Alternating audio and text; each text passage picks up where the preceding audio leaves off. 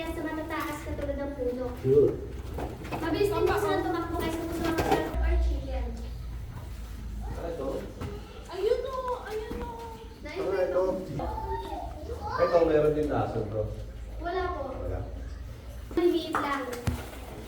Ito po yung nakikita po natin sa ilog na tumatakbo sa tubig. Guys, grass. Pero yung mga kinakailan din po nila sa dahon nito. At saka hindi po sila pwedeng hindi nasisigatan ng araw or naliliwala kasi namamatay po sila. Hindi natutulog dito kahit hindi siya pinakita. Nakaputol na ang daliri. Ayun yung nangagat. Opo. Ayoko nga ng mga reptile, di ba? Yes. Nagsistretch yung ano. Nasaan? Oo nga, no?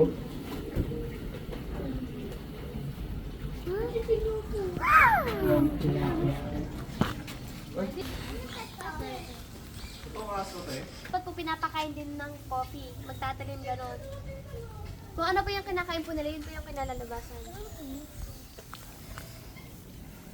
Nemo po, oh. Dito po, pat Nemo. Oo nga ma'am, pwede na siya dito. Ang cute.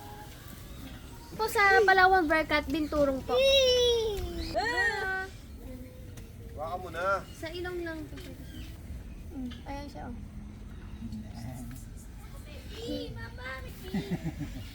Yan. Dito po tayo sa petting area. Bunny, sugar glider, slow lories, guinea pig, hamsters, guinea pig. Meron po tayong hedgehog. Iban, kinipig ako. So dito po sa mga ba...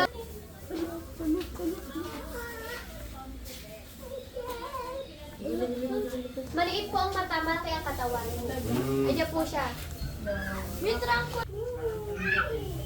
Mahihain siya, ano? Uy!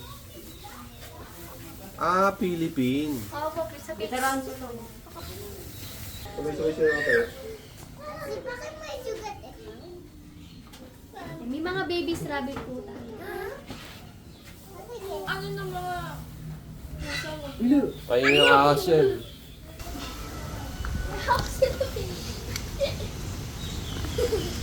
Parang ako.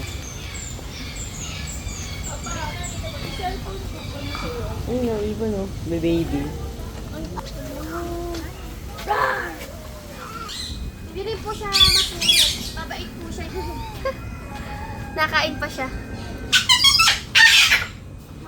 Kalahati po ni Lolong. Si Lolong po kasi nasa 20 feet. Ang kinakailan din po nila is, ano, Si Lolong chicken babae or yun. pork. Po? Lolong babae. Opo. Eh, ba't lolong